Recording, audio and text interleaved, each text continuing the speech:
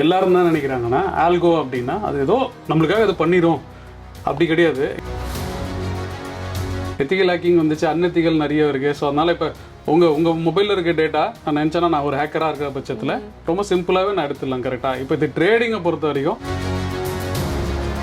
ஒரு ஆல்கோவில் இண்டிகேட்டர் வந்து அவசியமா? அப்படி யூஸ் பண்ணுறதுனா என்ன மாதிரியான இண்டிகேட்டர்ஸ் வந்து நம்ம யூஸ் பண்ணலாம்?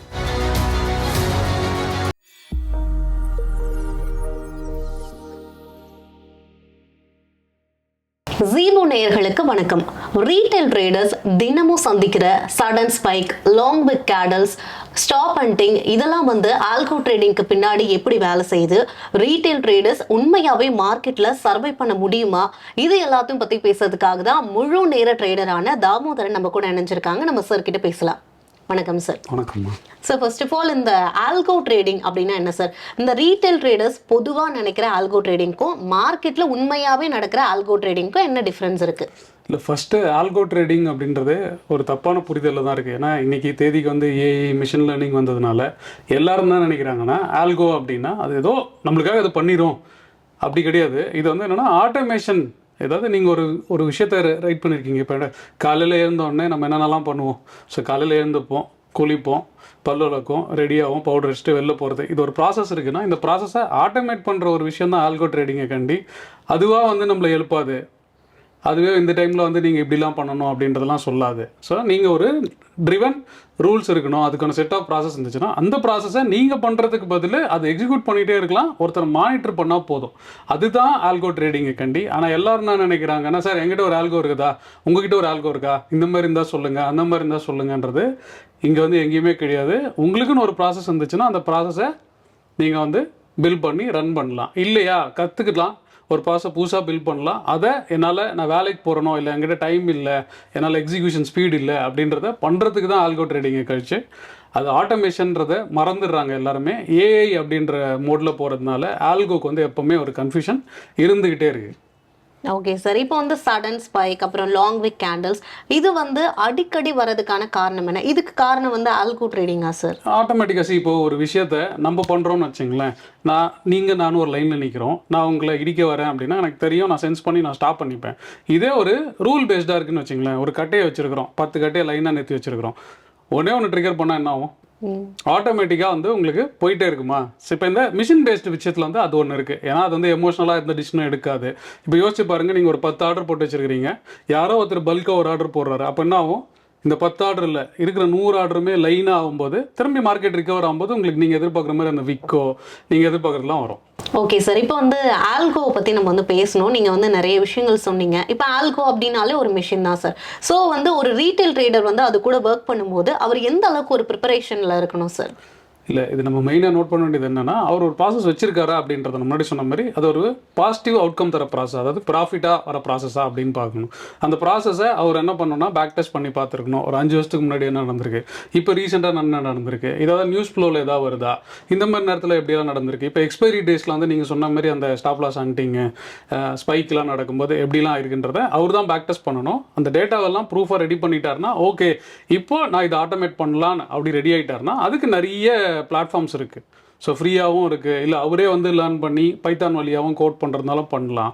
ஆனால் என்னென்னா அவர் இதுக்கு முன்னாடி வரணும் அப்படின்னாலே அந்த ப்ராசஸை அவர் தான் வேலிடேட் பண்ணி ஓகே இது எனக்கு நல்லா இருக்குது, இதை நான் பண்ணால் எனக்கு பாசிட்டிவ் அவுட்கம் வருது, எல்லா பாயிண்ட் ஆஃப் வியூலேருந்தும், நம்பர் ஆஃப் ட்ரேட்ஸ்லேருந்து அதுக்கான காஸ்ட்லேருந்து எல்லாத்தையும் பண்ணி அது ஆயிடுச்சு அப்படின்னா அதுக்கப்புறம் நெக்ஸ்ட் செட்டாக அவர் ஆல்கோ கிரியேட் பண்ண வரலாம்.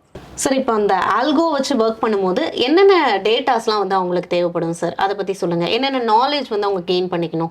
இல்லை, மார்க்கெட்டோட நார்மல் நாலேஜ் இருந்தால் போதும். ஸோ இங்கே வாங்கி இங்கே விற்கிறோம், அது என்ன ரீசன் அப்படின்றது அந்த ரீசன் தான் அவர் ரூலாக எழுத போகிறாரு, அந்த ரூல் அவர் கோட் பண்ணிக்க போகிறாரு. ஸோ இங்கே வந்து கோடிங் தெரியணுமா தெரியலையான்றது இன்றைக்கி தேதிக்கு நீங்கள் போட்டிங்கனாலே வந்துடும். ஸோ ஏஐயில் போட்டிங்கன்னா அதுவே கோடிங் நீங்கள் எதில் கேட்குறீங்களோ அதை கொடுத்துரும். பட் என்னென்னா அதுக்கான ப்ராம்ப்ட் அவர் கரெக்டாக கேட்க தெரியணும், அவர் நினச்சதை கிரியேட் பண்ண தெரியணும். ஃபஸ்ட்டு இது டேட்டான்னு பார்த்தீங்கன்னா இது மார்க்கெட்டோட டேட்டாவே போதும். அப்படி இல்லை நீங்கள் ரொம்ப லாங்காக நீங்கள் வேலிடேட் பண்ண போகிறீங்க, பேக் டெஸ்ட் பண்ண போகிறீங்க அப்படின்னா அதுக்குன்னே வந்து செட் ஆஃப் பீப்புள்ஸ்லாம் இருக்காங்க. அது ரொம்ப லோ காஸ்ட்டில் அவைலபிளாக இருக்குது அந்த டேட்டாஸை. நீங்கள் அதை கூட வந்து செக் பண்ணி பார்த்துட்டு இதெல்லாம் இந்த வேலிடேஷனுக்கு எல்லாமே வந்து பார்த்தீங்கன்னா பேசிக்காக உங்களுக்கு எதுக்கு பை பண்ணுறோம் எதுக்கு செல் பண்ணுறோன்னு ஒரு நாலேஜ் இருக்குன்னு. ஆனால் நீங்கள் சம்மந்தமே இல்லாமல் ஒரு ஃபீல்டில் போயிட்டு நீங்கள் எதுவுமே இன்வெஸ்ட் பண்ண முடியாது. இது ஒரு இன்னோவேஷன் மாதிரி தான் நீங்கள் ட்ரீட் பண்ணணும். ஓகே சார், இப்போ வந்து ஆல்கோக்கான டேட்டாஸ் பற்றி நீங்கள் வந்து சொன்னீங்க.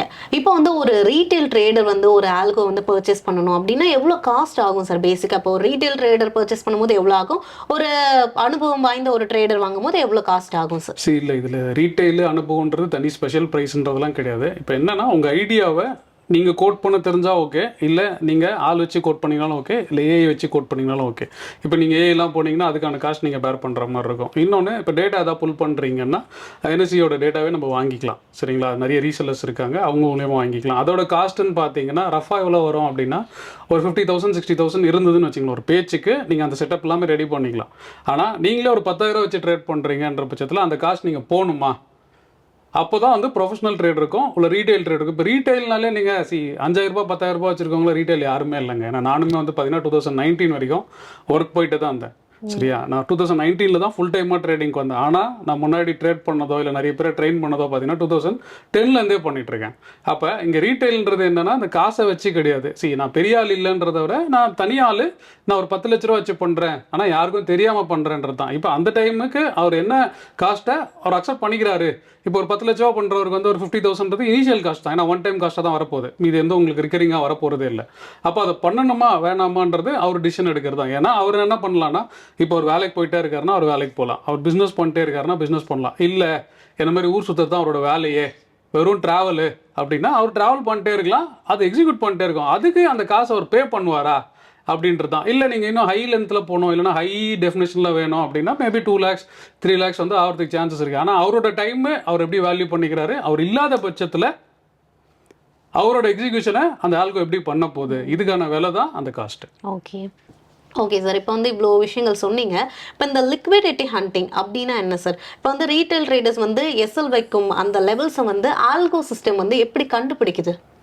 இது ஆல்கோ சிஸ்டம்ஸ்னு இல்லைன்னா இப்போ இது எல்லாமே ஒரு ரிட்டன் ரூல், கரெக்டுங்களா? இப்போ ஜென்ரலாக நம்ம எப்படி பார்க்கலாம், முதல்ல வந்து நிறைய சிசிடிவி கேமராஸ் இல்லாமல் இருந்துச்சு, ரைட்டா? அதனால் யார் என்ன பண்ணுறாங்கன்னே தெரியாமல் போயிடுச்சு. ஆனால் இன்றைக்கி தேதிக்கு எல்லாருமே சிசிடிவி வச்சுருக்காங்க. அப்போ என்ன இருக்கும், ஒரு டேட்டா ஏதோ ஒரு இடத்துல நிற்குது, கரெக்டாக? அந்த டேட்டாவை ஹேக் பண்ணுறது ஈஸியாக கஷ்டமா இன்னைக்கு தெரியும். எத்திக்கல் ஹேக்கிங்னே வந்துச்சு, எத்திக்கல் ஹேக்கிங் வந்துச்சு, அன்எத்திக்கல் நிறைய இருக்குது. ஸோ அதனால் இப்போ உங்கள் மொபைலில் இருக்க டேட்டா நான் நினச்சேன்னா நான் ஒரு ஹேக்கராக இருக்கிற பட்சத்தில் ரொம்ப சிம்பிளாகவே நான் எடுத்துடலாம், கரெக்டாக? இப்போ இது ட்ரேடிங்கை பொறுத்த வரைக்கும் நம்ம எல்லாமே டேட்டாவை தான் ஒரு இடத்துல ஸ்டோர் பண்ணுறோம். இப்போ நான் என் பாக்கெட்டில் வச்சுக்க போகிறேன் டேட்டா இல்லை, என்னோட சிஸ்டத்தில் வச்சுப்போமா இல்லை, ஏதோ ஒரு சர்வரில் வச்சுருப்போம், இல்லைனா ஒரு ப்ரோக்கர் இடத்துல வச்சுருப்போம். அப்போ அந்த டேட்டாவை ஈஸியாக புல் பண்ணலாம். அந்த புல்லிங் அப்போ நான் சொன்ன மாதிரி தான். இப்போ நீங்கள் ஏதோ ஒன்று பண்ணணும்னு நினைக்கிறீங்க, ஏதோ ஒரு விஷயத்த வந்து அந்த லிக்விடிட்டி ஹண்ட்னா என்னன்னா, இப்போ நீங்கள்லாம் வந்து இந்த இடத்துல இது தாண்டாதுன்னு நினச்சி ஒரு கோட்டு மேலே நின்றுட்டே இருப்பீங்க, சரியா? அப்போ தாண்டாதுன்னு அர்த்தம் ஒரு ஸ்டெப் தள்ளி நீங்கள் வெளில வந்துடுவீங்கன்றது. ஆனால் இந்த மாதிரி ஒரு 100 பேரை 1000 பேரை தள்ளி விட்டேன்னு வச்சுங்களா, ஒரு மலையிலேருந்து தள்ளி விட்ட எஃபெக்ட் வரும், கரெக்டுங்களா?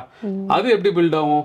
பல்கான டேட்டாஸை நான் அட்டாக் பண்ணும்போது தான் அது பில்ட் ஆகும். ஸோ லிக்விடிட்டின்றது இதுதான். இந்த மாதிரி நான் ஒருத்தன் தனியாக ட்ரேட் பண்ணால் பிரச்சனை இல்லை. இப்போ என்ன மாதிரி நான் ஒரு செட்டு பில்ட் பண்ணுறேன் அப்படின்னா நான் ஒரு 10 பேருக்கு என்ன மாதிரியே இருக்க 10 பேருக்கு டிஸ்கஸ் பண்ணியிருந்திருக்கலாம், இல்லை என்னோட டீச் பண்ணவங்களுக்கு கொடுத்துருக்கலாம், இல்லை என்னோட ஃப்ரெண்ட்ஸு நல்லா இருக்குன்னு சொல்லி என்கிட்ட வாங்கியிருக்கலாம். இப்போ அவங்கெல்லாம் இந்த ஒரே ஒரு சிஸ்டமில் ஒரு ட்ரிகர் பண்ணிங்கன்னா போதும். இப்போ எனக்கு தெரிஞ்ச ஒரு 100 பேர் இருக்காங்கன்னா ஏன்னா ஒரு 1000 பேர் ஃபாலோ பண்ணுறாங்கன்னா அப்போ அதோட கேஸ்கேடிங் எஃபெக்ட் எப்படி இருக்குன்னு பாருங்கள். இதுதான் அந்த லிக்விடிட்டின்றது. இப்போ பண்ணிவிட்டு திரும்பி நீங்கள் சொன்ன மாதிரி அது ஸ்பைக்காக மாறிடும், டேட்டா வந்து ரிகவர் ஆகிடும். ஒரு நிமிஷத்தில் நான் திடீர்னு கத்துறேன்னு வச்சுங்களேன், இந்த இந்த இன்டர்வியூவில் திடீர்னு கத்துறேன் ஆனால் சரியாயிடுறேன். அப்போ அந்த டைம் நீங்கள் என்ன பண்ணுவீங்க? ஓகே, திடீர்னு என்னடா கத்துறாங்க அப்படின்னு இருக்கும். ஓகே, ஆனால் அது வந்து ஒரு பர்டர்பேஷன் தான். நீங்கள் நினச்சா அந்த வீடியோவில் கட் பண்ணிக்கலாம். ஆனால் லைவாக போகிறப்போ சரி ஓகே எதுவும் தெரியாமல் கத்துறாரு, அதுதான் அந்த மார்க்கெட்டோட நாய்ஸ்ன்னு சொல்லலாம். ஓகே சார், இப்போ வந்து இன்ட்ராடே ட்ரேடர்ஸ் அப்படின்னு இருக்கு சார். ஸோ அந்த இன்ட்ராடே ட்ரேடர்ஸ் வந்து ஆல்கோ ரீடிங்க்கு வந்து ஒரு ரிஸ்கா இல்லை ஆப்பர்ச்சுனிட்டியா? இப்போ பேசிக்காகவே வந்து பிகினர், இன்டர்மீடியேட், ப்ரொஃபஷனல் ட்ரேடர்ஸ் இவங்க 3 பேரில் யாருக்கு வந்து பாதிப்பு அதிகமாக இருக்க வாய்ப்பு இருக்குதுனால? ஸோ இதை நீங்கள் எப்படி எடுத்துக்கணும்னா, இது இன்ட்ராடே பொசிஷனல், சின்ன ஆள் பெரிய ஆள்னால இப்போ நான் சொன்ன மாதிரி தான் அது ஒரு மிஷின் லேர்னிங், சரியா? இப்போ நான் பார்க்குறவங்களெல்லாம் சும்மா இப்படி தொடு அப்படின்னு சொல்லிட்டேன்னு வச்சுங்களேன், அது என்ன பண்ணோன்னா அது யாரெல்லாம் பார்க்குதோ அவங்க எல்லாரையுமே தொடும். இப்போ அந்த இது கம்பெனியோட சிஇஓ வந்தாலும் அது யோசிக்காது, அது தொட்டுட்டு போயிட்டே இருக்கும். அவங்க ஒய்ஃப் வந்தாலும் அது யோசிக்காது, தொட்டுட்டு போயிட்டே இருக்கும். அப்போ இதில் என்னென்னா தப்பு கரெக்டாக நடந்துடும், நீங்கள் மிஸ்லாம் பண்ணவே முடியாது. ஸோ அப்போ லாஸ்ன்னு ஒன்று ரியலைஸ் ஆச்சுன்னா டிஸ்கிரிஷனரியாக பண்ணுறவங்க வந்து யோசிச்சு பண்ணலாம், இந்த நேரத்தில் பண்ணலாமா வேணாமான்லாம் யோசிப்பாங்க. நியூஸ் ஃப்ளோவாக இருக்குது, ஒரு சிலர் வந்து எனக்கு இன்னைக்கு நேரம் சரியில்லை, காலையிலேருந்து எனக்கு மூடு சரியில்லைன்ற யோசிக்கிறதுலாம் இருக்கும். ஆனால் அது அப்படி பண்ணவே பண்ணாது. ப்ராஃபிட்டோ லோஸோ கரெக்டாக இருக்கும். அப்போ நம்ம மெயின் கான்சென்ட்ரேஷன் என்னவா இருக்குன்னா, நீங்கள் ஒரு சிஸ்டம் பில்ட் பண்ணுறீங்க பார்த்தீங்களா, அதுதான் எல்லாத்தையும் பார்த்துக்கணும். அப்போ அது தப்புன்னு ஆயிடுச்சுன்னா நீங்கள் மிஸ்லாம் பண்ண முடியாது, அதை எக்ஸிக்யூட் பண்ணிட்டு போயிட்டே இருக்கும். அதேமாதிரி ப்ராஃபிட்டும் மிஸ்ஸே ஆகாது. இதில் போத் அட்வான்டேஜஸும் இருக்குது, டிஸ்அட்வான்டேஜஸும் இருக்குது. இப்போ இன்டர்மீடியேட்டரி பண்ணுறவங்க பண்ணணுமா வேணாமா அப்படின்னா, இப்போ ஏன்னா நாளாக வேலைக்கு போய்ட்டு இருக்கும்போது ட்ரேட் பண்ணும்போது என்னோடய ஃப்ரெண்டு எனக்கு சப்போர்ட் பண்ணார் ஆர்டர் போடுறதுக்கு. நான் ஃபோன் பண்ணி சொல்லுவேன். ஸோ என்னோட ஃபேமிலி அக்கௌண்ட்ஸ்லேயே வந்து மல்டிபிளாக அவர் போட்டுகிட்டே இருப்பார். இப்போ அந்த மாதிரி நேரத்தில் இப்போ அவர் மாதிரி ஒரு ஆள் வேணும்னு நினச்சா அது ஆல்கோவாக இருக்கலாம். நான் சொல்கிறது வந்து 2012-13 இப்போ ஒரு இன்டர்மீடியட் ஆள். ஏன்னா ஃபுல் டைம் உட்காரவங்க எப்பவுமே உட்காந்துருவாங்க, அவங்க பண்ணிகிட்டே இருப்பாங்க. இப்போ இந்த மாதிரி வேலைக்கு போயிட்டே பண்ணுறவங்க, இல்லைனா பிஸ்னஸ் பண்ணிட்டே பண்ணுறவங்க, அவங்களுக்கு தான் இது ரொம்ப இம்பார்ட்டன்ட்டு. ஸோ இது வந்து ஆல்கோவாக பார்த்தீங்க, ஆல்கோனா நான் முன்னாடி சொன்ன டெஃபினிஷன் தான். இது உங்களோட ப்ராசஸை ஆட்டோமேட் பண்ணுற விஷயம். நீங்கள் பார்த்தீங்கன்னா எனக்கு தெரிஞ்சு அட்வான்டேஜஸ் தான் 99.99% இருக்குது, லிமிடேஷன்ஸ் வந்து ரொம்பவே கம்மி தான். ஓகே சார், இப்போ வந்து ஆல்கோ பற்றி பேசிகிட்டு இருக்கும்போது நீங்கள் சொன்னதை வச்சு நான் புரிஞ்சுக்கிட்டது, இப்போ வந்து ஒரு பார்ட் டைம் வேலை பார்க்குறவங்க இல்லை வந்துட்டு வேலைக்கு போகிறவங்க, இவங்களுக்கு வந்து இந்த ஆல்கோ வந்து யூஸ்ஃபுல்லாக இருக்கும் அப்படின்ற மாதிரி தெரிஞ்சது. ஒரு ஃபுல் டைம் ஒர்க்கருக்கு இது வந்து கை கொடுக்காது அப்படின்னு நீங்கள் நினைக்கிறீங்களா? எப்படி சார்? இல்லை, இது நீங்கள் கை கொடுக்காதுன்னு சொல்கிறத இது எப்படி எடுத்துக்கலாம்னா, இப்போ எங்கள் அப்பா அம்மாலாம் இருக்கிறாங்க, அவங்க டைமில் வந்து அவங்க வந்து கையால் தான் துணி துவைச்சாங்க, எல்லாமே பண்ணாங்க. இப்போ நான் வாங்கி ஒரு மிஷின் வச்சுருக்கேன். இப்போ அதனால அவங்களுக்கு அது ஹெல்ப் ஆகாமல் போயிடுச்சா? என்ன ஆயிடுச்சுன்னா, இப்போ அவங்களுக்கு ஒரு ஃப்ரீ டைம் கிடைச்சிச்சு. சரியா? அப்போ ஃபுல் டைமாக பண்ணுறவங்களுக்கு இது ஒர்க் ஆகாதானா? இல்லை, ஃபுல் டைம் பண்ணுறவங்களுக்கு தான் இது ஒரு வரப்பிரசாதம். ஏன்னா அவங்க என்ன பண்ணலாம்னா, எக்ஸிக்யூஷன் ஒரு பக்கம் போட்டு விட்டுடலாம். சரியா? அதுக்கப்புறம் அவங்களோட செகண்ட் தாட் எதனா ஒன்று இருக்கும்ல, இப்போ எதாவது படிக்கணும்னு தோணும், இல்லைனா வந்து இந்த விஷயத்தை இம்ப்ரூவ் பண்ணலான்னு தோணும். அதுக்கு வந்து டைம் இருக்காது. ஏன்னா மார்னிங் 9:30 உட்காந்துங்கன்னு வச்சுங்களேன், 3:30 வரைக்கும் எதாவது நோண்டே இருப்பாங்க. அவங்களுக்கு எதுவுமே வேறு எதுவுமே தெரியாது. வெளி உலக வாழ்க்கையே வந்து சுத்தமாக அவங்களுக்கு எதுவுமே இருக்காது. இப்போ நாங்களாம் என்ன பண்ணோம்னு பார்த்தீங்கன்னா, நாங்கள் 2-3 ஸ்க்ரீனாக வச்சுருப்போம். ஒரு பக்கம் ரன் ஆகும், ஆட்டோமேஷன் ரன் ஆகிட்டே இருக்கும். அப்பப்போ 15 மினிட்ஸ் ஒரு தடவை அந்த ஆட்டோமேஷன் ரன் ஆகுதா, ஒரு எப்படி சொல்கிறது, ஒரு சூப்பர்வைசர் வந்து அது ரன் ஆச்சா இல்லையான்னு பார்க்குற வேலை தான் நாங்கள் பார்ப்போம். மிச்ச நேரம் பார்த்தீங்கன்னு வச்சுங்களேன், என் சைடில் வந்து என்ன இருக்கும்னா, நான் படம் பார்த்துட்டு இருப்பேன். என்னோடய பார்ட்னர் வந்து அவரோட வேலையை ஒன்று பார்த்துட்டு இருப்பார். அப்போது நீங்கள் சைடாக பண்ண வேண்டிய எல்லாத்தையுமே இதை தவிர்த்து, ஏன்னா இப்போ இதுக்கான டெடிகேஷனாக நடக்க வேண்டியது கரெக்டாக நடந்துகிட்டே இருக்கும். அப்போ நீங்கள் உங்கள் எஃபர்ட்டையோ உங்களோட கான்சன்ட்ரேஷனையோ வேற ஒரு விஷயத்தில் இதே டைமில் போடலான்றப்போ நீங்களே சொல்லுங்கள், இது அட்வான்டேஜா டிஸ்அட்வான்டேஜா? கண்டிப்பாக அட்வான்டேஜ். இப்போ வந்து நீங்கள் ஆல்கோ அப்படின்னாலே வந்து ஒரு அப்டேஷன் தான் அப்படின்னு சொல்லிட்டீங்க. அது ஒரு மிஷின், அது ஆட்டோமேட்டிக்காக வந்து லாஸ் ப்ராஃபிட் எல்லாமே அது வந்து பார்த்துக்கும் அப்படின்னு சொல்லிட்டீங்க. ஸோ அந்த மாதிரி ஒரு சுச்சுவேஷனில் ப்ராஃபிட் அது எந்த அளவுக்கு அது பாதிக்குமா? அந்த மாதிரி ஏதாவது நெகட்டிவாக போகிறதுக்கான சான்சஸ் இருக்கா? சரி, நான் முன்னாடி சொன்ன மாதிரி தான் ஆல்கோன்றது இஸ் ஒன்லி எக்ஸிக்யூஷன் பிளாட்ஃபார்ம். இப்போ மிக்சின்றது ஒரு பொருள். சரியா? இப்போ நான் என்ன பண்ணுறேன்னா, அரிசியை போட்டு அரைக்க போகிறேன் அப்படின்னா அரிசி மாவு வரும். அதுக்கு தெரியாது நான் அரிசியை போடுறேன், நான் மஞ்சளை போடுறேன். ஆனால் நான் அரிசின்னு சொல்லிட்டு நான் மஞ்சளை போடக்கூடாது. அப்போ இங்கே நான் முன்னாடி சொன்ன மாதிரி அந்த ஆல்கோக்கு எக்ஸிக்யூஷனுக்கு முன்னாடி நான் ஒன்று சொன்னேன் பார்த்தீங்களா, நீங்கள் ஒரு ப்ராசஸ் பில்ட் பண்ணணும். அதாவது இங்கேருந்து இங்கே போனால் இந்த எக்ஸிக்யூஷன் நடக்கணும், இங்கேருந்து இந்த போனால் இந்த எக்ஸிக்யூஷன் நடக்கணும், இது வந்தால் இந்த ஸ்டாப் லாஸு, இது வந்தால் இது வெளில போயிடணும். இது லாஜிக்கலாக ப்ராஃபிட்டபுளாக கனெக்ட் ஆகிற மாதிரி நீங்கள் கரெக்டாக வேலிடேட் பண்ணி எடுத்துகிட்டு வந்தீங்கன்னா, அதோட வேலை என்னென்னா, நீங்கள் தூங்கினாலும் சரி, நீங்கள் மூச்சிருந்தாலும் சரி, நீங்கள் சீட்டில் உட்காந்தாலும் சரி, உங்கள் தலையில் இடியே இருந்தாலும் சரி, அதை எக்ஸிக்யூட் பண்ணிடும். ஸோ அப்போ அதில் ப்ராஃபிட்டு லாஸ்ன்றது ஆல்கோ கையில் இல்லை. நான் ஒரு ப்ராசஸை பில்ட் பண்ணி வச்சுருக்கேன் பார்த்தீங்களா. இப்போ நீங்கள் என்னோடய ஃப்ரெண்டை நான் எப்படி கன்வின்ஸ் பண்ணோம், இல்லை நான் ஒருத்தர் ஃப்ரெண்டு ஆக்கணும்னா ஒரு ப்ராசஸ் வச்சுருப்பீங்கல்ல, அந்த ப்ராசஸ் தப்பாக ரைட்டான்றது நீங்கள் தான் சொல்லணும். ஆனால் இப்போ இவரை பார்த்துருக்கேன், இப்போ நீங்கள் என்ன பார்த்துருக்கிறீங்க, அந்த ப்ராசஸ் படி அது உங்கள் மைண்ட் சொல்லுதுன்னா அது எல்லாமே நீங்கள் செஞ்சுட்டே இருக்கீங்கன்னு வச்சுங்களேன். பிடிக்குதோ பிடிக்கலையோ செஞ்சுக்கிட்டே இருக்கிறீங்க, அதுக்கான அவுட்கம் வருதுன்னா இப்போ நீங்கள் அந்த ஆட்டோமேஷனை சொல்லுவீங்களா, உங்கள் தாட் ப்ராசஸ் சொல்லுவீங்களா? ஓகே, கண்டிப்பாக நம்மளோட தாட் ப்ராசஸ் அதை நீங்கள் தான் ரிஃபைன் பண்ணணும். இப்போ அந்த அப்டேஷன்றது நீங்கள் அந்த ப்ராசஸை தான் எவால்வ் பண்ணணும். இப்போ நாங்கள் வந்து பார்த்தீங்கன்னா நான் 2010லேருந்து டீச் பண்ணுறேன், ட்ரேட் பண்ணுறேன். என்னோட கோர் மெத்தட்னு பார்த்தீங்கன்னு வச்சுக்கோங்க, இன்ன வரைக்கும் பார்த்தீங்கன்னா ஒரு சிங்கிள் மெத்தட் தான். சரியா? ப்ரைஸ் ஆக்ஷனை பேஸ் பண்ணி தான் இருக்குது. அப்போ ரிஸ்க் மேனேஜ்மெண்ட்டில் நிறைய எவால்வேஷன் இருக்கே கண்டி, கோர் மெத்தட்ன்றது ரொம்ப சிம்பிளாக தான் இருக்குது. ஆனால் நிறைய பேர் என்ன நினைப்பாங்கன்னா, புதுசாக தேடினே இருக்கணும் போலனா அந்த மாதிரி எதுவுமே கிடையாது. நீங்கள் எவால் தான் ஒன்றுமே கேண்டி புதுசாக நீங்கள் வந்து பெருசாக இன்னோவேஷனே பண்ணணும்னு அவசியமே இல்லை ப்ராஃபிட்டுக்கு. ஓகே சார், இப்போ வந்து இண்டிகேட்டர்ஸ் யூஸ் பண்ணுற ட்ரேடர்ஸ்க்கு ஆல்கோ ட்ரேடிங் எப்படி டிஸ்அட்வான்டேஜாக மாறதுக்கு வாய்ப்பு இருக்குது? இந்த RSI பிரேக் அவுட் ஸ்ட்ராட்டஜிஸில் ஆல்கோ இன்டர்ஃபரன்ஸ் எப்படி இருக்கும்? சரி, இது அகைன் நீங்கள் டிஸ்அட்வான்டேஜாக கேட்டிங்க அப்படின்னா நான் ஒரு ரூல் தான் சொன்னேன் கரெக்டாக. இப்போ இதெல்லாம் பண்ணணும். இப்போ இண்டிகேட்டர்ஸ்ன்றது வந்து பார்த்திங்கன்னா அது ரூல் பண்ணுறதுக்கு ஈஸியாக இருக்கும். ஒரு ஃபார்முலா வந்து ஈஸியாக ஃபார்முலேட் பண்ணுறதுக்கு ஈஸியான விஷயமா இருக்கும். அப்போ இண்டிகேட்டர் யாராவது ஃபாலோ பண்ணுறாங்க, அவங்க EMA ஃபாலோ பண்ணலாம், RSI ஃபாலோ பண்ணலாம், MACD ஃபாலோ பண்ணலாம். இது எல்லாமே என்னென்னா ப்ரைஸை பேஸ் பண்ணி ஒரு கால்குலேஷனாக வரதுனால உங்களோட ரூலுக்கு அது அடிஷ்னலாக தான் இருக்குமே கண்டி அது டிஸ்அட்வான்டேஜஸ் ஆகிறதுக்கு உங்களுக்கு சான்சஸே இல்லை. ஏன்னா நீங்கள் ஒரு புதுசாக ஒரு ரூலை கிரியேட் பண்ணி பண்ணுறதுக்கு நீங்கள் ஏதோ ஒரு இன்பில்ட் இண்டிகேட்டரை கால் பண்ணிக்கலாம் உங்கள் ரூலுக்கு. அப்போ இண்டிகேட்டர் பேஸ் பண்ணி பண்ணுறவங்களுக்கு இது ஆக்சுவலாக பார்த்தீங்கன்னா ஒரு ஆடட் அட்வான்டேஜாக தான் இருக்குமே கண்டி டிஸ்அட்வான்டேஜாக ஆகிறதுக்கு சான்ஸே இல்லை ஆல்கோவை பொறுத்த வரைக்கும். சார் இப்போ வந்து ஆல்கோ அப்படின்றதே ஒரு மிஷின் தான் சார், அதுவே ஒரு ஆட்டோமேஷன் அப்படின்னு இருக்கும்போது அதுக்கு இண்டிகேட்டர் அப்படின்றது ஒரு அட்வான்டேஜ் அப்படின்னு தான் நீங்கள் சொன்னீங்க. ஒரு ஆல்கோவில் இண்டிகேட்டர் வந்து அவசியமா? அப்படி யூஸ் பண்ணுறதுனா என்ன மாதிரியான இண்டிகேட்டர்ஸ் வந்து நம்ம யூஸ் பண்ணலாம்? சரி, நான் திரும்பி நீங்கள் அதே தான் பண்ணணும். என்னென்னா நான் சொல்லியிருக்கேன் ஆல்கோன்றது என்னென்னா நீங்கள் ஒரு சர்டன் செட் ஆஃப் ரூல்ஸ். சரி, இப்போ ட்ரேடிங் விட்டுருவேன். இப்போ ட்ரேடிங் வந்து நிறைய பேருக்கு தெரியுமா தெரியாதா இன்டெப்த்ன்றது. இப்போ நான் உங்ககிட்ட ஒரு விஷயம் சொல்கிறேன், 100 ரூபாய் இருக்குமா, சரியா?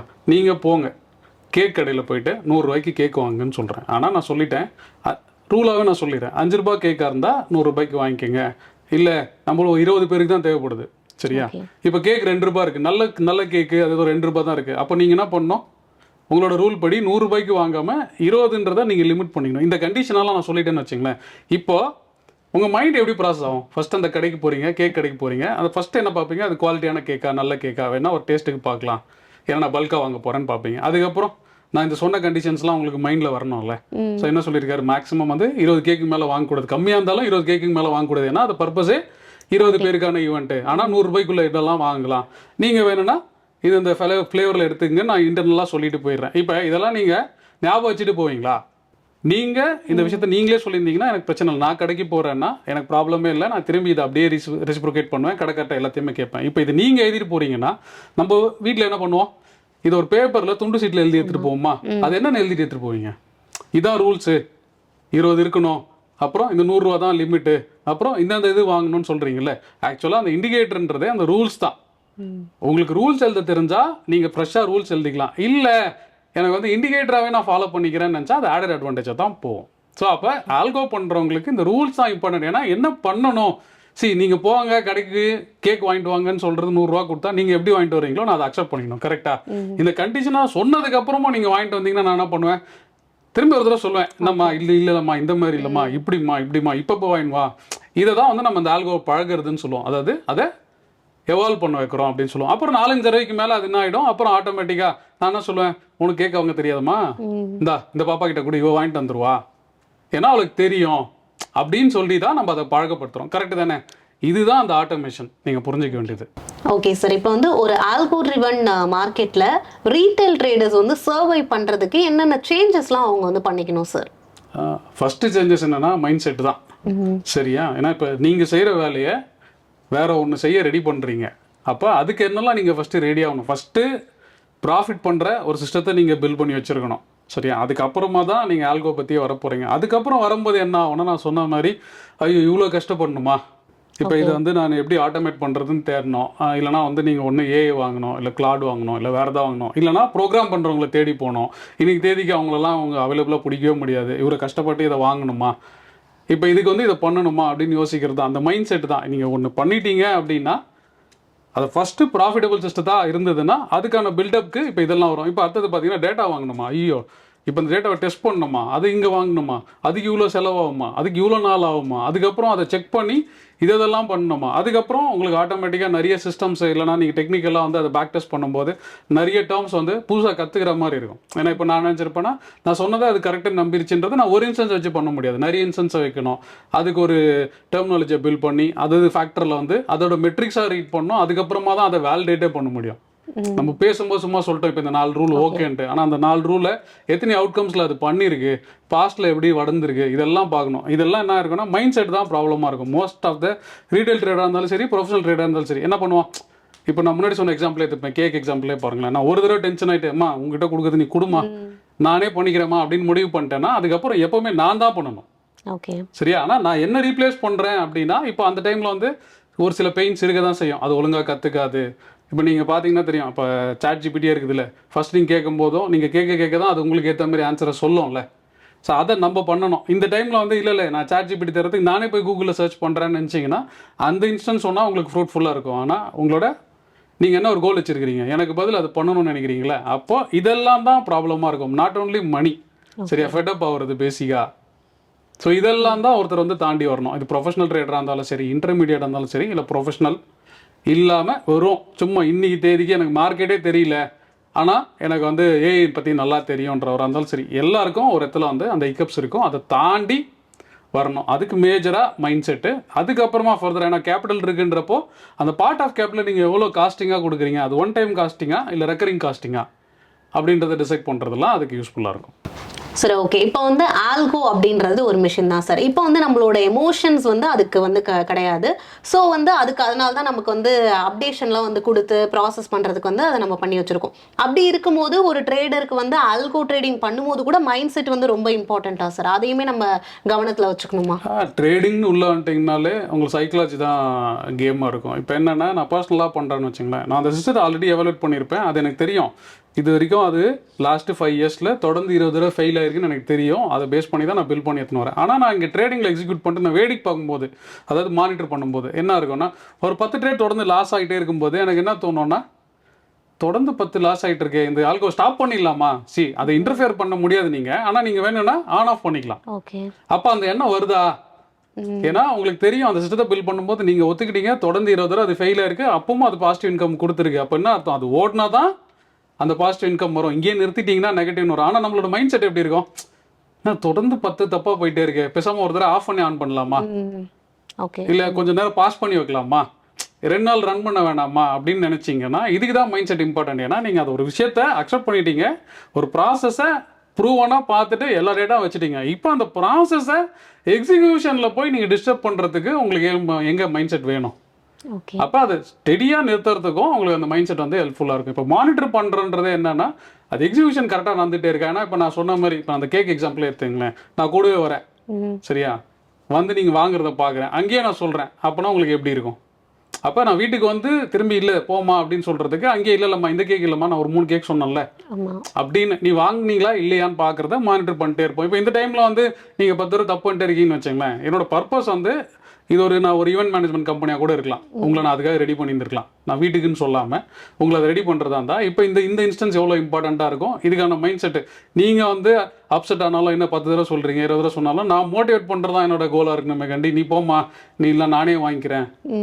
ஸோ இதுக்கு தான் அந்த மைண்ட் செட் வந்து ரொம்ப ரொம்ப இம்பார்ட்டன்ட். மைண்ட் செட் வந்து ஸ்டடியாக இருக்கணும். நீங்கள் ஒன்று பிடிச்சிட்டிங்கன்னா அதை ப்ராசஸாக கரெக்டாக ஃபாலோ பண்ணணும். எக்ஸிக்யூஷன் அதை பார்த்துக்கும். நீங்கள் நடுவில் இன்டர்பிரட் பண்ணுறதோ இந்த டைமில் வேணாம் அப்படின்னு முடிவு பண்ணுறதெல்லாம் நீங்கள் எதுவும் பண்ணக்கூடாது. ஓகே சார், இப்போ வந்து நிறைய விஷயங்கள் நம்ம வந்து பேசணும். இப்போ இந்த ஆல்கோ ட்ரேடிங் மார்க்கெட்டை வந்து மனிப்புலேட் பண்ணுறதா இல்லை எஃபிஷியன்சி வந்து இன்க்ரீஸ் பண்ணணுமா சார்? ரீட்டைல் ட்ரேடர்ஸ் இதை எப்படி புரிஞ்சுக்கிறது? இது இனிஷியல் ஸ்டேஜில் மேனிப்புலேட்டிவாக தான் இருக்கும். ஏன்னா இப்போ நிறைய பேர் ட்ரேட் பண்ணுவாங்க, நிறைய பேர் இதை ஃபாலோ பண்ணுவாங்கன்றப்போ பாதி பேர் இப்படியும் பாதி பேர் அப்படின்னு இருக்கும்போது மேனிப்புலேஷன் ஜாஸ்தியாக இருக்கும். ஆனால் நீங்கள் யோசிச்சு பாருங்கள், இப்போ இந்த விஷயத்தை நம்ம ஆட்டோமேட் பண்ணிவிட்டு ஓரமாக நின்றுட்டோம் அப்படின்னா அது ஒரு ஸ்ட்ரீம்லைன் ப்ராசஸாக தான் போகும். கரெக்டாக எப்போவுமே ஒரு ஸ்ட்ரீம்லைன் ப்ராசஸோட என்னவாக இருக்கும்? இப்போ முதல்ல காரெல்லாம் கையில் பண்ணாங்க, கரெக்டாக, அதுக்கப்புறம் அதோட பார்ட்ஸ் எல்லாம் கையில் பண்ணாங்க, அதுக்கப்புறம் என்ன பண்ணாங்க, மாஸ் ப்ரொடக்ஷன்ற பேரில் பெல்ட் கன்வேயரில் வச்சு ஆட்டோமேட் பண்ண ஆரம்பிச்சாங்களா? இப்போ அந்த ஆட்டோமேட் பண்ணதுக்கப்புறம் எஃபிஷியன்சி கம்மியாச்சா இல்லை டிஸ்அட்வான்டேஜாக போச்சா? எப்பவுமே ஒரு ப்ரூவன் ப்ராசஸை ஃபாலோ பண்ணும்போது இனிஷியல் இக்கப்க்கு, ஏன்னா அந்த டைமில் ஃபர்ஸ்ட் கையில் வேலை செஞ்சவங்களாம் என்ன பண்ணாங்கன்னா ஸ்ட்ரைக் பண்ணாங்க, அசோசியேஷன் ஃபார்ம் பண்ணி எங்களுக்கு வேலை போயிடும். இப்போ ஆட்டோமேஷன் வரும்போது எல்லாரும் அதான் சொல்கிறாங்க, ஆட்டோமேஷன் வந்து நிறைய பேர் வேலையை தூக்கிடும். ப்ராம்ப்ட் இன்ஜினியரிங்னு ஒரு புது வேலை கிரியேட் ஆயிருக்கு. ப்ராம்ப்ட்னு என்னன்னா அதுக்கிட்ட எப்படி கேள்வி கேட்கணும், அதுக்கு பதில் வாங்குறதுனே ஒரு வேலை கிரியேட் ஆயிருக்கு. ஆனால் நம்ம என்ன நினைக்கிறோம்னா இல்லை அது போயிடும். எப்பவுமே இனிஷியலில் எந்த ஒரு இன்னோவேஷனும் சரி இல்லை ஏதோ ஒரு நல்ல விஷயமும் சரி ஹிக்கப் தான் ஃபேஸ் பண்ணும். அதுக்கப்புறம் அது ஸ்ட்ரீம்லைன் ஆனதுக்கப்புறம் அது எஃபிஷியன்ஸாக தான் மாறும். ஸோ அதனால் ஆல்கோ ட்ரேடிங்கை பொறுத்த வரைக்கும் நீங்கள் நல்ல ப்ராசஸ் பண்ணுறீங்க அப்படின்னா நீங்கள் என்ன பண்ணுவீங்க? ஆட்டோமேட் தான் பண்ணுவீங்களா இல்லை நீங்களே பண்ணுவீங்களா? ஆட்டோமேட்டட் தான். அப்போ எஃபிஷியன்ட் ஆகுமா ஆகாதா? ஏன்னா இப்போ இதில் ஹியூமன் இன்வால்மெண்ட் கம்மியாயிடுச்சு, மோர் ஆஃப் அ ப்ராசஸ்ன்னு ஆயிடுச்சு. அவுட்கம்மும் ஸ்டாண்டர்டாக இருக்க போகுது, எஃபிஷியன்சி நல்லா தான் இருக்க போகுது. ஃபியூச்சரில் ஆல்கோ ட்ரேடிங் வந்து டாமினன்ஸ் பண்ணும்போது ரீட்டைல் ட்ரேடர்ஸ் வந்து வின் பண்ணுறதுக்கான ஹோப் என்னவா இருக்கும்? லாங் டேர்ம் ரனில் வந்து ரீட்டைல் ட்ரேடர்ஸ் வந்து வின் பண்ண முடியுமா சார்? இதில் ட்ரேடிங்கான்றதான் இந்த கேள்வியாக இருக்குமே கண்டி, ரீட்டைலு ஆல்கோன்றதுலாம் இல்லை. ஏன்னா நான் சொன்ன மாதிரி தான் எக்ஸிக்யூஷன். ஏன்னா கிட்டத்தட்ட பார்த்தீங்கன்னா ஆல்கோ வந்து ரொம்ப நாள் முன்னாடியே இருந்திருக்கு. இப்போது ரீசெண்டாக பார்த்தீங்கன்னா நீங்கள் எனி ப்ரோக்கர் டேட்டா எடுத்து பார்த்தாலும் சரி, பஞ்ச் பண்ணுற ஆர்டரில் almost more then 60% of the data through algo தான் நடக்குது.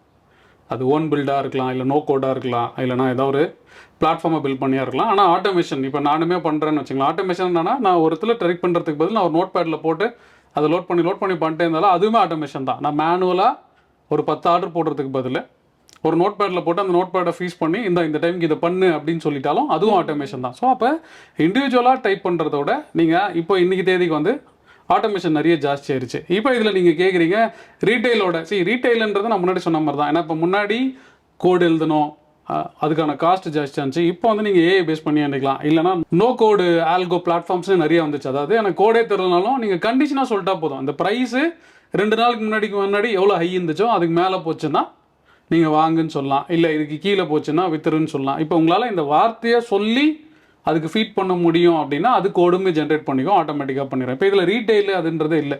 இது மெயினாக நான் பார்க்கணுன்னா ட்ரேடிங்கில் ப்ராஃபிட் பண்ண முடியுமா அப்படின்றது தான் கேள்வியாக இருக்குது நமக்கு. ஆல்கோ ட்ரேடிங்கில் ஏன்னா ஆல்கோன்றது ஒன்லி எக்ஸிக்யூஷன் தான். இப்போ செபியோட ரிப்போர்ட்டுமே சொல்லுது F1ஓவில் 91% ஆஃப் த பீப்புள் லாஸ் பண்ணுறாங்கன்ட்டு. சரியா? அப்போ மீதி இருக்கிற 9% ப்ராஃபிட் தான் பண்ணுறாங்க. ஆனால் அது என்ன பண்ணுறாங்கன்றத ஃபாலோ பண்ண வேண்டியதோ இல்லை அதை கிராக் பண்ண வேண்டியதோ இல்லை அந்த டைரக்ஷனுக்கு அட்லீஸ்ட் தன்னோட யோசனையாக மூவ் பண்ண வேண்டியதோ தான் மீதி இருக்க 91% பீப்புளோட வேலையாக இருக்கும். அது பீப்புள் பண்ண ப்ராஃபிட் நல்லா தான் இருக்கும். இப்போ வந்து கடைசியாக வந்து ஆல்கோ ட்ரேடிங் பண்ணணும் அப்படின்னு ஆசைப்படுற ட்ரேடர்ஸ்க்கு என்ன அட்வைஸ் சார் நீங்கள் கொடுப்பீங்க? எந்த சைட்லேருந்து ஒன்று தான் நான் முன்னாடி சொன்ன மாதிரி ட்ரேடிங்கோட பர்பஸ் என்ன அப்படி தான் கேட்கணும் மேடம். ஓகே. இப்போ நீங்கள் இன்னைக்கு காலையிலேருந்து கிளம்பியிருப்பீங்க, உங்களுக்கு இந்த ஷெட்யூல் சொல்லியிருப்பாங்க. உங்களோட பர்பஸ் என்னது? இந்த இன்டர்வியூ நல்லா எடுக்கணும், கரெக்டாக. நடுவில் ஹிக்கப்ஸ் வந்துருக்கும், நடுவில் நீங்கள் ஃப்ரெண்டை பார்த்துருப்பீங்க, ஒரு எமோஷனல் ட்ராவல் பண்ணிருப்பீங்க. ஆனால் உங்களோட கோல் என்னது? இன்னைக்கு இந்த இன்டர்வியூ நல்லபடியாக முடிக்கணும் அப்படின்றது தான். இப்போ ட்ரேடருக்கு என்ன கோலாக இருக்கும்? ஃபஸ்ட்டு எதுக்கு ட்ரேடிங் வருவாங்க? ப்ராஃபிட் பண்ணணும் தான். அதை மட்டும்தான் கையில் பிடிச்சிக்கணும். சரியா? இப்படி தான் பண்ணணும் அப்படி தான் பண்ணணும் இல்லை. ஒரு ப்ராசஸை நீங்கள் பில்ட் பண்ணணும், அது ப்ராஃபிட் பண்ணுற ப்ராசஸாக இருக்கணும், அதை ஆட்டோமேட் பண்ணணும். இப்போ பீப்புள் என்ன நினச்சிக்கிறாங்கன்னா ஆல்கோனாலே டெய்லி ஒரு 100 ஆர்டர் போடுறது, டெய்லி ஒரு 1000 ஆர்டர் போடுறது இல்லை. பர்பஸ் என்னது? உங்கள் அக்கௌண்ட்டில் 1000 ஆர்டர் போடுறது பர்பஸ் இல்லை, நீங்கள் ப்ராஃபிட் பண்ணணுன்றது தான் பர்பஸ். அதுக்காக தான் நீங்கள் அந்த ப்ராசஸை பில்ட் பண்ண போகிறீங்க. அதுக்காக தான் எக்ஸிக்யூஷனுக்கு இந்த ஆல்கோவை கூப்பிட்டு வந்து இப்போ இன்னைக்கு தேதிக்கு எப்படி மாட்டை வச்சு உழவர் எப்படி எல்லாம் பண்ணாங்களோ அந்த மாதிரி நீங்கள் இந்த ஆல்கோ கூட்டு வந்து பண்ண போகிறீங்க. ஆனால் என்ன பர்பஸ்ன்றதை நீங்கள் தான் டிசைட் பண்ணணும். ஆனால் இன்னைக்கு தேதிக்கு எல்லாரும் எப்படி பண்ணுறாங்கன்னா, இல்லை நான் ஒரு 2000 ஆர்டர் போடணும், இன்னைக்கு வந்து இவ்வளோ ஆர்டர் போடணும், இல்லை அது பர்பஸே இல்லை. நீங்கள் ப்ராஃபிட் பண்ணணுன்ற பட்சத்தில் ஏன்னா லெஸ் இஸ் மோர் தான். என்ன பர்சனலாக கேட்டிங்கன்னா நான் லெஸ் இஸ் மோர்னு தான் சொல்லுவேன் ட்ரேடிங்கை பொறுத்த வரைக்கும். நீங்கள் இந்த கேஸ் எடுத்துங்களேன், உங்ககிட்ட ஒரு 100 வில்லு கொடுக்குறேன், சரியா? இதுதான் உங்களோட டார்கெட்னு சொல்கிறேன். இப்போ 100 வில்லு கையில் இருக்கிறதுனால கண்டிஷனாக கேட்க மாட்டீங்க, டார்கெட் தானே எடுத்து ஃபோக்கஸ் பண்ண ஆரம்பிச்சிருவீங்க, 2 விடவும் ஆரம்பிச்சிருவீங்க, கரெக்டா? இப்போ இதே நான் ஒரு 2 வில்லு தான் கையில் கொடுக்குறேன், இதுதான் டார்கெட்னு. அப்போ கேட்பீங்க, இல்லை சார் சென்ட்ரல் அடிக்கணுமா இல்லை ஏதாவது சைடில் கீழே போச்சுன்னா பாயிண்ட் தருவீங்களா? கேட்பீங்களா மாட்டீங்களா? கண்டிப்பாக. அப்போ லெஸ் இஸ் மோர்ன்றது ஏன்னா ஃபோக்கஸ்க்கு ரொம்ப இம்பார்ட்டண்ட்டாக இருக்கும். இப்போ ஆல்கோன் பண்ணுறதுனால எல்லாரும் என்ன பண்ணிடுறாங்கன்னா, ஏதோ ஒரு பட்டனை தட்டி விட்டா அது பண்ணிடும், ஏதோ ஒரு பட்டனை தட்டி விட்டா பண்ணிடும். ஸோ அது பீப்புளோட நான் சொன்ன அந்த மைண்ட் செட் வந்து ப்ராஃபிட்டை நோக்கி தான் இருக்கணும். அப்போ நீங்கள் இன்ட்ராடே பண்ணணுன்றது இல்லை பொசிஷனல் தான் பண்ணணுன்றதுல இல்லை. இப்போ நான்லாம் பார்த்தீங்கன்னா இன்ட்ராடே ஸ்டாப் பண்ணி ரொம்ப நாள் ஆச்சு. ஏன்னா அதில் நீங்கள் சொல்கிற மாதிரி அதில் எஃபிஷியண்ட்டாக அந்தளவுக்கு இல்லை, மார்க்கெட்டு ஸ்பைக்ஸ் தான் இருக்குது. அதுவும் எக்ஸ்பைரி ட்ரேடில் போய் பண்ணணுமா அப்படின்னு கேட்டிங்கன்னா, நான் என்ன பர்சனலாக கேட்டிங்கன்னா நான் அது பண்ணுறதே இல்லை. ஏன்னா என்னோட கோல் எனக்கு மந்த்லி 2-2.5% வந்தால் போதும் என்னோட கேபிட்டலுக்குன்றப்போ நான் அதை சுற்றி என்ன பண்ணணுமோ. அப்போ நான் சொன்னேன் பார்த்தீங்களா, நான் சொல்லும் போது கூட நல்லா சொன்னேன், நான் என்னோட வேலையே வந்து என்னன்னா சும்மா ஊர் சுற்றுறது, பீப்புளை போய் பார்க்குறது. அப்போ என்னோட வேலை யார் பாப்பா? என்னோட மாதத்துக்கு 2.5% நான் வேணும்னு வச்சிருக்கிறேன். ஆனால் கேபிட்டல் இருக்குது, ஐடியா இருக்குது. ஆனால் நானே உட்காந்து பண்ணணுமா? நான் ஒருத்தரை ட்ரெயின் பண்ணலாம், ஆனால் அவரும் அதே மாதிரி பண்ணுவாரா? தெரியாது. அப்போ மிஷின் தான் அதுக்கான விஷயம். அப்போ ப்ராசஸை பில்ட் பண்ணிட்டா இது நடக்கும்ன்ற பட்சத்தில் நீங்கள் இதை நான் சொன்ன மாதிரி நான் ஊர் சுற்றுற மாதிரி நீங்கள் வேலைக்கு போகலாம், நீங்கள் பிஸ்னஸ் பண்ணலாம், இல்லை நீங்கள் உங்களோட ஃபேமிலி பிஸ்னஸை ரன் பண்ணிருக்கலாம், இல்லை உங்களுக்கு வேறு ஏதாவது ஒரு விஷயம் வந்து எக்டசியை கொடுக்குறதா இருக்கலாம், அது பின்னாடி நீங்கள் போகிறதுனாலும் போகலாம். ஆனால் நீங்கள் அந்த ப்ராசஸை எப்படி எடுத்துகிட்டு வந்து இங்கே பண்டில் பண்ணி இதை ஆல்கோவாக மாற்ற போகிறீங்க. இதுதான் ஆல்கோ, சரியா? ஆனால் எல்லாரும் என்ன நினச்சிருக்காங்கன்னா, இந்த பழைய காலத்தில் ஒரு படம்லாம் வந்திருக்கும், இந்த விளக்கு தேய்ச்சா பூதம் வரும், அந்த மாதிரி விஷயமா தேடினீங்கன்னா அந்த ஆல்கோ என்றைக்குமே கிடைக்காது. இதுதான் என்னோட பர்சனல் ஒப்பீனியன் ஆர் என்னோட advice for people who are looking for ஆல்கோன்றது. ஸோ மார்க்கெட்டுக்கு எதுக்கு வந்தீங்கன்னு பாருங்கள், அதுக்கு உங்களுக்கு ரீப்ளேஸ்மெண்ட்டாக என்னென்னலாம் பண்ண போகிறீங்க, அதை எப்படி பெட்டராக பண்ணிக்க போகிறீங்க, அதுக்கு ஆல்கோவோ இல்லை எக்ஸிக்யூஷனோ உங்களுக்கு ஒரு என்ன சொல்கிறது ஒரு எனேபிளராக தான் இருக்க போதே கண்டி இது வந்து உங்களை கம்ப்ளீட்டாக ரீப்ளேஸ் பண்ணுற ஏஐயாக இருக்காது அப்படின்னு தான் என்னோட லாஸ்ட் வேர்டாக இருக்கும். ஓகே சார், கண்டிப்பாக ஆல்கோ ட்ரேடிங் பற்றி நிறைய விஷயங்கள் வந்து இன்றைக்கி சொல்லியிருக்கீங்க. ஆல்கோ ட்ரேடிங் பண்ணணும் அப்படின்னு ஆசைப்படுறவங்களுக்கு இந்த வீடியோ கண்டிப்பாக யூஸ்ஃபுல்லாக இருந்திருக்கும் அப்படின்னு நாங்கள் நம்புகிறோம் சார். நன்றி சார். தேங்க்யூம்மா. நேர்களே, இன்னைக்கு நம்ம ரீட்டைல் ட்ரேடர்ஸ் ஆல்கோ ட்ரேடிங் பண்றதை பத்தி தான் நிறைய விஷயங்களை பேசணும். கண்டிப்பா இந்த வீடியோ உங்களுக்கு யூஸ்ஃபுல்லா அமைஞ்சிருக்கும் அப்படின்னு நாங்க நம்புறோம். இந்த வீடியோ உங்களுக்கு பிடிச்சிருந்துச்சுன்னா லைக் பண்ணுங்க, சப்ஸ்கிரைப் பண்ணுங்க, கமெண்ட் செக்ஷன்ல கமெண்ட் பண்ணுங்க.